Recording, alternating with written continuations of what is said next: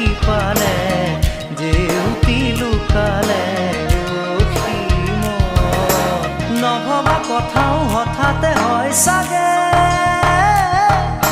পায়ো হেৰুৱালো বুজি পোৱাৰ আগতে